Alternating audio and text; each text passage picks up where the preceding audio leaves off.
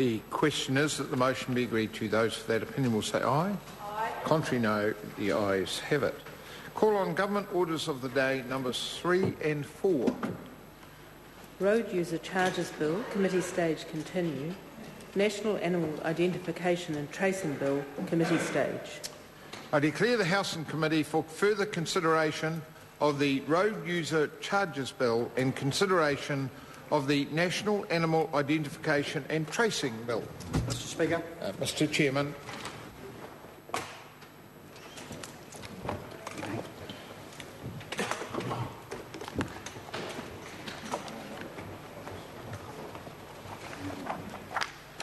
Members, the House and Committee for further consideration of the Road User Charges Bill and consideration of the National Animal Identification and Tracing Bill.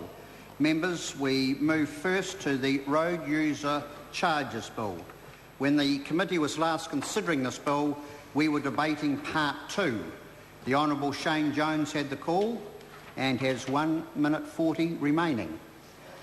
Does any other member wish to take a call? I call Chris Hipkins.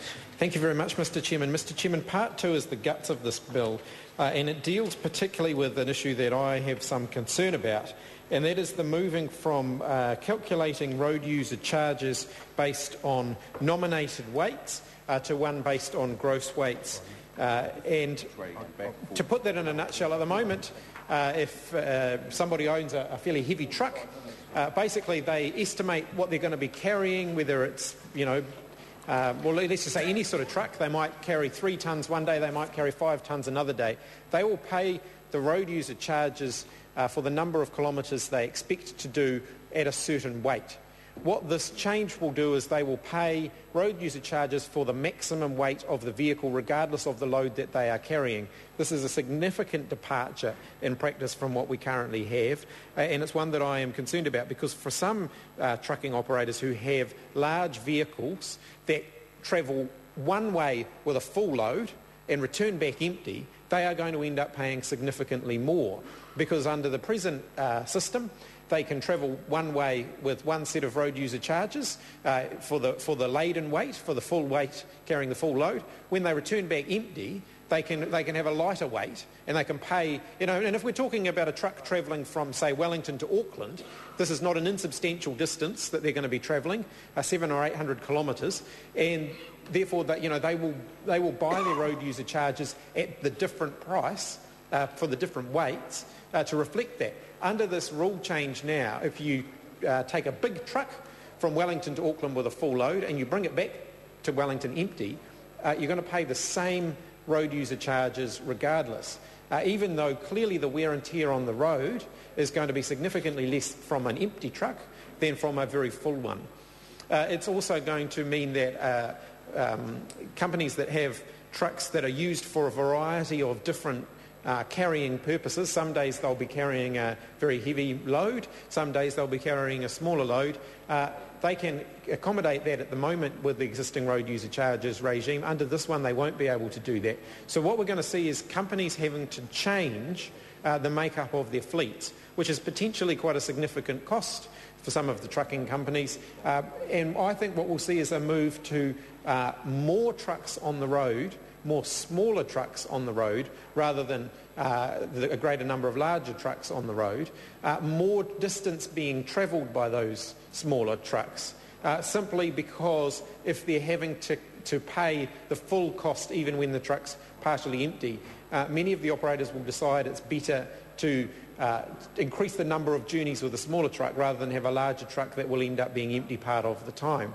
So I'm concerned about this particular change because I think while I have some concern about the number of very heavy trucks that we have on the road, and I would like to see a reduction potentially in the number of very heavy trucks that we have on the road, goods have to get from A to B somehow, and this potentially increases costs significantly for a large number of industries in our country, a large number of industries that we rely on. I mean, I'll give you an example, for example, of a cattle truck. A cattle truck fully loaded up with cattle is going to weigh more than an empty cattle truck. And under the current road user charges regime that is allowed for, under this one it won't be. They'll be paying the maximum cost of the load for a full load of cattle for a full load of cattle, even if they're not carrying a full load of cattle. They have to pay anyway. Well, no, under the current regime there is provision that if they wanted to, they could book road user charges, they could prepay road user charges for different weights for that truck.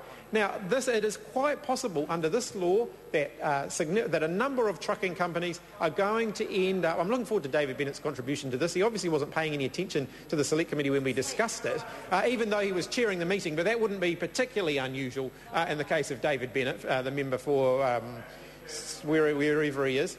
But what I...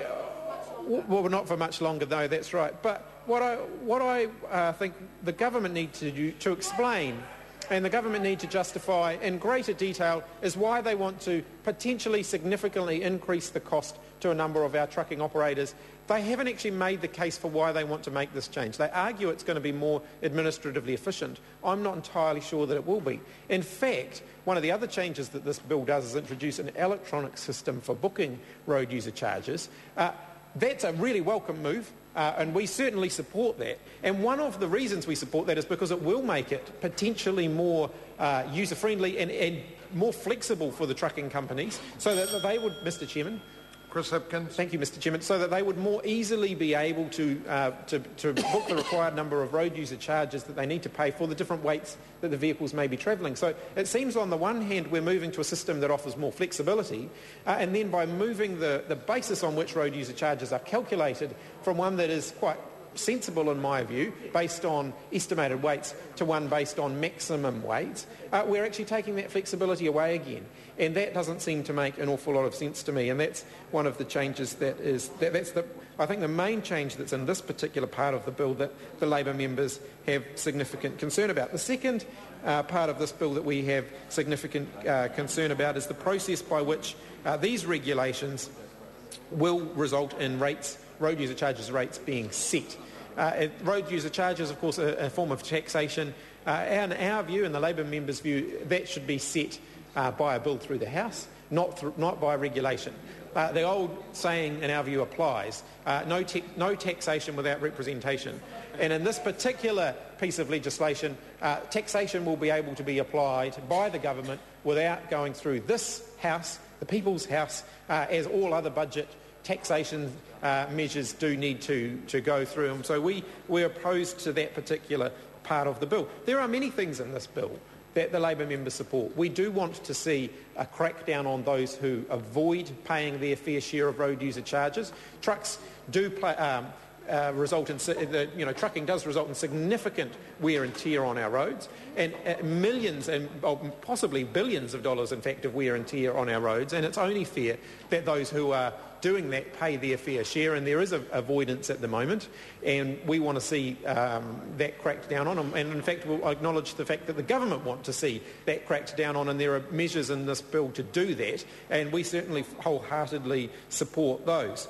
So many measures in the bill that we support. As I've mentioned briefly before, the issue around electronic booking of road user charges. I would like to see in time us get to the point where there is an online system which is much more flexible for companies, where they can manage their own account online, so that, and that's where I think we could get to. I think that I have a couple of trucking companies in my electorate, and I have had a little bit to do with them over the period of time that I've been a Member of Parliament. I know that they would like to have much more control over this area of their business, and they've struggled with some of the regulatory framework around that, and I think that many of the concerns that they have, and I believe that many of the concerns that they have are actually being addressed by this piece of legislation, and David Bennett would be well advised, rather than interjecting and insulting me while I'm speaking, giving credit to the government for what is for many of the provisions in this bill that I think are really good ones. Perhaps he might like to just calm down a little bit, but he's gone all red, and I know he gets very excited when people are talking about him, because they don't talk about him where he comes from. So he likes coming to Parliament where other people talk about him. He literally lights up when we're talking about him, and I know that he thoroughly enjoys that. So, Mr. Chairman, I hope that the Minister will outline the government's case for why they want to make this change from calculating based on estimated weight to one based on a maximum weight. And I think it would be good if the Minister engaged in the Minister and the Chair engaged in this particular part of the debate, because that's fundamentally that's the main point of contention in this bill. Most of the other provisions in the bill are ones that we support, and the ones that we might have some reservations about we'd probably be willing to let go if we could actually have some reasonable debate on this the most fundamental issue in the bill. So I certainly hope that the Minister, in due course as the debate progresses, will take a call or two on this and set out the government's case for why they actually want to do this. Thank you. Ian Lees Galloway. Thank you very much.